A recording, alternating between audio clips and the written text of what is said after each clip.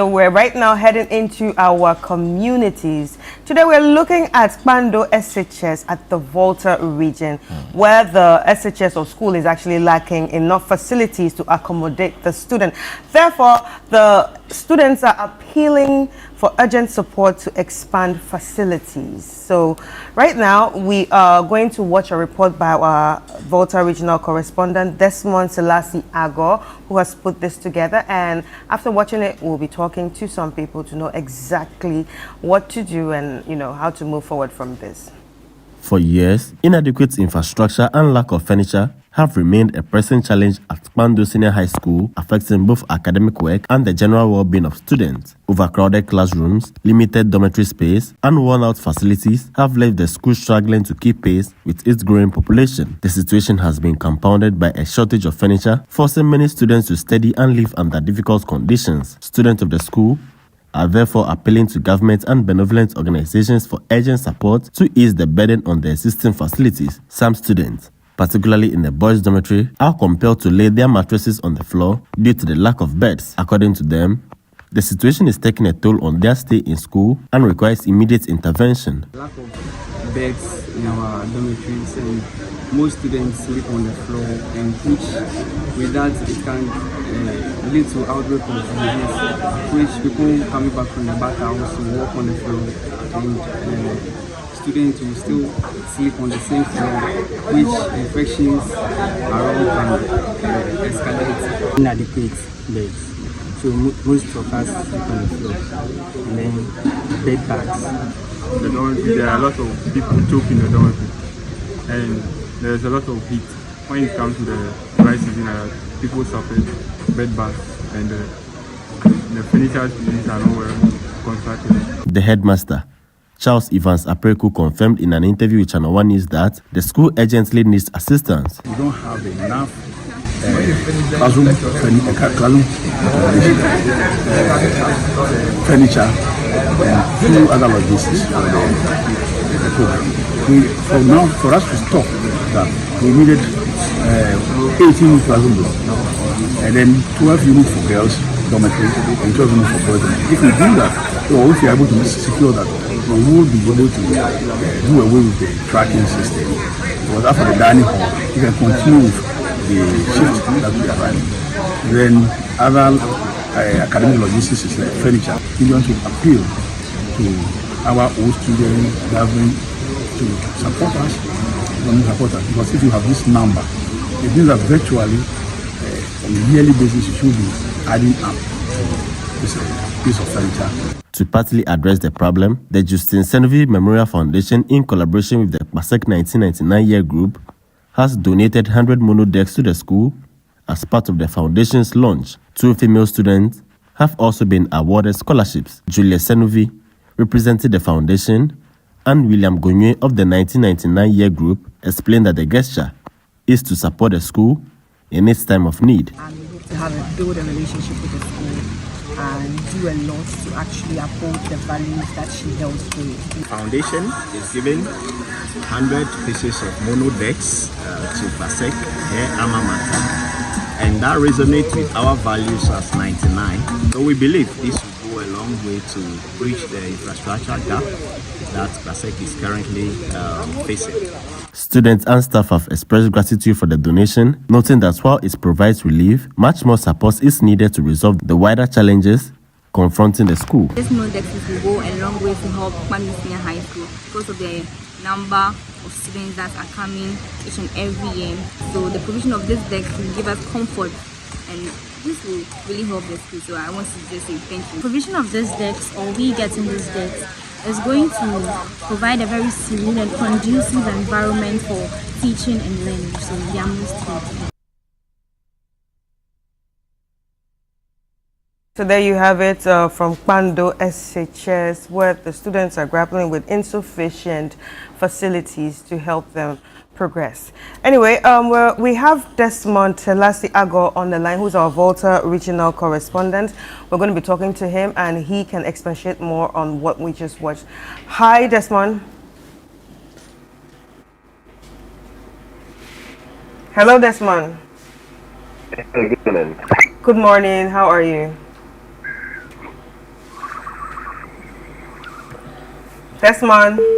Okay, so as we Okay, I think address we lost this one Yeah. slide, I think the line is not it's not good. But I think we've looked at too many senior high schools on this show, appealing for help or trying to get assistance, and I keep asking myself that isn't there anything like an audit that is being done to see if a particular school needs the needed infrastructure or the needed facilities for teaching and learning to go on, and also the fact that maybe it has to now fall on benevolent individuals, it has to fall on old students and all that, and the numbers in the school keep increasing. Right. Anyway, this one is joining us back online so that you help us understand what the demands are from the Kpando Senior High School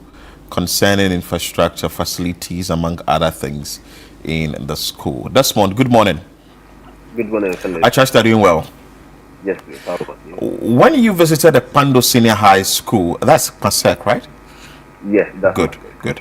When you visited the senior high school, what were some of the concerns that they raised? Because the focus I saw was like you visited the male dormitory, other places, but what really did you notice behind the camera that we didn't see in your report?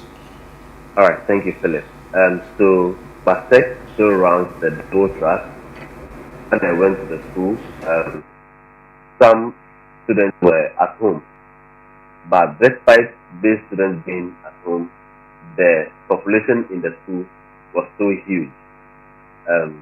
When I visited the boys' dormitory, the condition was terrible. Some students have to lay their mattresses on the floor to sleep, and some of the students told me it's unhygienic for them, and in a general sense too, it's true, because some students who go to bath and some are very wet. The floor becomes wet after bathing. Some even bring water into the dormitory. So with all this, the conditions in the dormitory are not safe or conducive for them. Also, there are no fans in some of the dormitories, which means during the daytime or even in the evenings when they are sleeping, there's so much heat in the dormitory, which in the long run will generate some kind of disease in the dormitory. In the classroom too, there are not much furniture in these classrooms. The headmaster was telling me in a class, it's about 60 students in a class. So you can just imagine the conditions in the class. Some are overcrowded with limited spacing and also with limited furniture.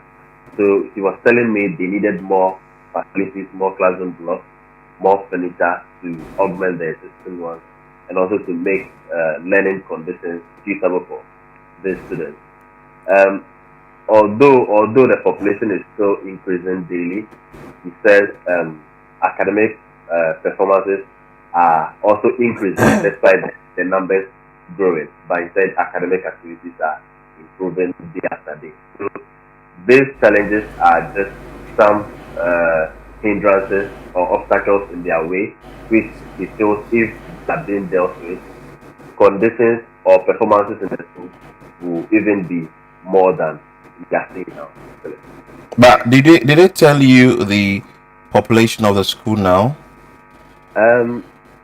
I am not too sure on that, but I know it's about 2,000 plus for both the tracks, the green and gold track. It's more than 2,000. But when we're on the campus, it's about 1,500 or so when I visited. All right. So, but do you have an idea when all these needs started? At which point did they realize that they needed more facilities to expand the place and more beds and everything that they are asking for right now? Okay. So I schooled in Kpando. I schooled at Bishop Headmaster, and we used to have our interschools as Pasek and Pasek. Back then, the population was not so much, and most of these dormitories and classrooms were okay for the students back then. But I will not say because of the double track, but it seems with the increasing population as a result of the double track, these same classrooms are still being used for these new students. So you can see the number of students who come during the double track and those before the double track. So it's likely that the double track has seen much students coming to the school, leading to the numbers increasing and also facilities not being added, making the existing ones to be burdened within the short period of time. All right. So does this affect the tutors, the teachers? Does this affect them in any way? Yes, it does. Because when I visited the school again, you see some of the teachers hanging around, which shows that maybe they might not be having enough staff common rooms in the school to adequately make the teachers comfortable during school hours. I saw one teacher marking at in front of one of the classrooms. I can't really tell whether that's his office or not, but if that's the case, then there will be the need for teachers also to have more facilities in the school to be able to really teach the students. But did you get the impression that the student or the school has received some form of help from the authorities? And if yes, which individuals or which people brought in the needed help, or they've not had anything at all? But we saw the donation of the desk to the school and among other things. But have they received or have they informed the Ghana Education Service, the Ministry of Education, the Directorate? Are they aware of the problem of the school? Yes, Philip, the Directorate is aware. 2 years ago, PASEC celebrated its anniversary, and the likes of First Guy, who is an old student, donated some materials to the school. There were other old students who also donated furniture. I can say that PASEC 99 donated some 250 furniture to the school 2 years ago. Also, after that, some individuals also donated some to them. Before what we are seeing now recently, the Synergy Foundation also donating 100 furniture to the school. Although they say they'll be doing more annually, we are yet to see much from other stakeholders. But the school is still calling on authorities, especially the government and all students, to also come to their aid and improve conditions in the school. Not just about the furniture, classroom blocks, dormitory facilities are all what the school needs to adequately house both students and teachers in the school. Okay, Desmond, thank you so much for your time. We'll try and engage the headmaster of the school to also understand the numbers in the school, the population, and look at the fact that the double track is still ongoing in the school, because we understand that the government has stated that the double track system, looking at things, will be scrapped somewhere in the year 2027. Some schools will still have to go on running on a double track system. That is what has increased or brought some sort of burden on the senior high schools. We were here when we had I think a conversation on education, and I think someone we spoke to made mention of the fact that the Free Senior High School really was the gate, that the floodgate was opened to really get a lot more people into the senior high schools. You didn't want to deprive somebody who has completed the BEC or has gone through the basic school through to GHS, and you'd want to deny the person going to the senior high school. But then the needed infrastructure and all the things that are needed must be put in place before you tend to admit these students. But the headmaster for the Kpando Senior High School, Charles Evans Apreku, is online, willing to speak to us on the issue in the school. Hello, sir. Good morning. Good morning. I trust you are doing well. I agree. Okay, we thank God. We want to find out from you, first of all, can you share with us the numbers, the population of the school? Yes.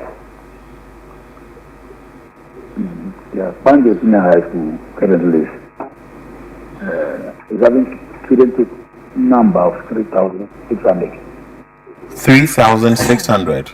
Yes. And out of the 3,600, how many are boarders and how many are day students? For now, we have less than 300 day students. So it means that a greater number of boarders. So we can say that more than 2,700 are boarders. Boarders, yes. Wow. But it's a track school. Come again with that? It's a track school. Yeah, double track school. Okay. Yes, yes. So if it's a track school, how many come for the first track? We know the green, the yellow, or the gold. How many people come for the first badge, and how many will come for the second badge as well? The government policy at any given time for track schools, you have two groups in the school. So you may have Form 1, Form 3, or Form 1, Form 2, so that one group will be out. Okay, so as it stands now, you are asking for facilities, or you're asking for some sort of assistance. Share with us what really the problem is in the school, for which reason you'd want assistance from benevolent individuals or from the government, sort of paying attention to the school. Thank you, my brother. This issue is not for Kpando Senior High School per se, or as a school. It cuts across essentially all schools in Ghana because of the numbers, the growing numbers of students that we have in schools across the country. But let me bring it down to us. The double track schools are to win off the tracking system by 2027, the government arrangement. So we have a template that we give out for my school, that's Kpando Senior High School. For now, if we are able to have 12-unit block for girls dormitory, 12 for boys dormitory, and an 18-unit classroom block, we should be able to go off the track system with these numbers that we have now. Wow. And have you made this known to the... Oh, yes. So the directors is aware? With the coming in of the current government, they came out to take stock of all the needs of all schools across the country, including Kpando Senior High School. Oh, wow. So they are aware of this. And they are, I think government is making efforts to make sure that this thing is done within now and 2027. Some schools do complain about computer labs, science labs, places that at least will also enhance teaching and learning. Do you have all that? You have computer labs, you have the science labs, or for you your concern is much about the dormitories and the classrooms? For now, what we have on the ground, our focus will be on the dormitory and then the classroom block. Then we can continue to do with the others until government provides all, because we know that we do all at the time. Well, And talking about these things that you are asking for, let's look at security in the school. How is the security system in the school like? Are you safe, or there are still things you'd want the various authorities to help you with when it comes to that regard? For safety in the schools, I think for now it's okay because, in fact, government is raising Ghana Police Service that does 24-hour surveillance in our schools around the place. So for security, I don't think that we have much challenge. But with the things you're asking for, the classrooms, the dormitories and all that, have you had assurances from, say, old students, from benevolent organizations coming in to say, oh, Headmaster, you want to assess the school, you want to do A, B, C, D for the school and all that? No, I think that virtually every school has an old student grouping, a PTA, that partner government in providing those that they can. Then the government also pick up those that they have to. And so for us, when we have issues and we appeal to our old students, most of the time we cap in quickly to augment what the government has given now. The Honorable Headmaster, you don't have much problem. If your old students move in quickly to come and resolve your issues and all that, then you do not have much problem. Or you think that Oliver Twist will still be asking for more? They are partners. They are partners, so whatever they can, they do it, and whatever is left, we present that one to government as well to help us. So, and what are the things beyond the capabilities of the old students for which you think the government will move in quickly to resolve the school? No, I think that is what I mentioned, that government came in to look at the infrastructure with the student population now, and we all agree that there's a need for expansion. Okay.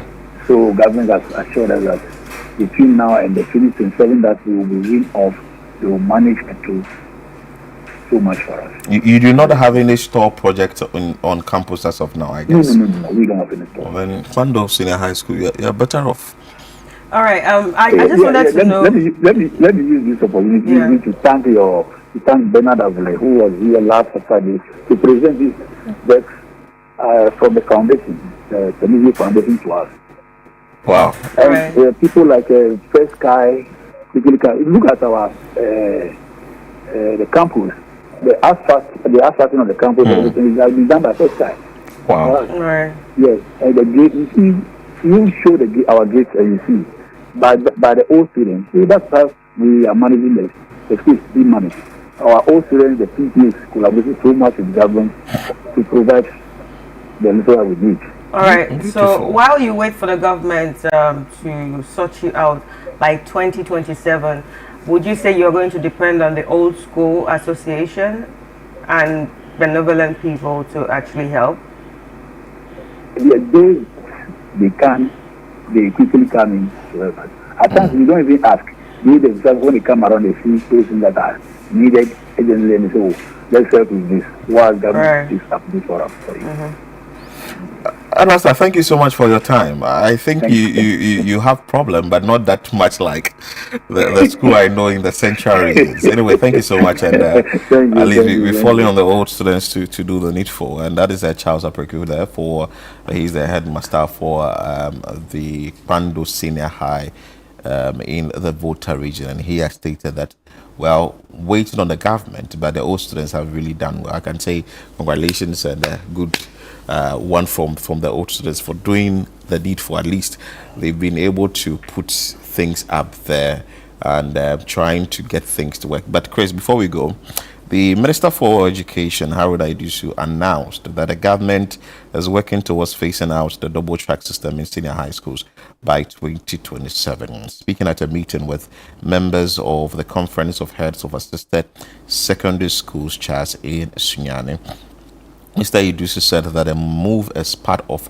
broader reforms aimed at improving secondary education across the country. So it was a quote, I'm quoting from him. He said, "We expect that by the year 2027, the double track system will be a thing of the past," he declared. The double track system was introduced in 2018 as a temporary measure to accommodate the surge in student enrollment under the free senior high school policy. While it has helped absorb the increased numbers, it has also attracted criticisms for its impact on academic schedules and student-teacher engagement. To facilitate the transition, the Education Minister disclosed that the government will implement several key initiatives, including revision of curriculum and changes to how Ghana Education Trust Fund is administered. So we'll be looking forward to see how that will be addressed. That is the double track system. But then again, the needed infrastructure is needed, or what we need to really put up there for the children to go through the process easy is needed, because we wouldn't want to now scrap the double track system, then pack students into the hostels like, maybe for want of a better word, like sardines. Yes, and they wouldn't feel comfortable in the dormitories, in the classrooms. The teachers will be burdened and all that. But from what the headmaster indicated from Kpando Senior High School, I think that they are doing better. They are okay. They are okay. At least Oliver Twist, they are still asking for more, but they are okay. Yeah.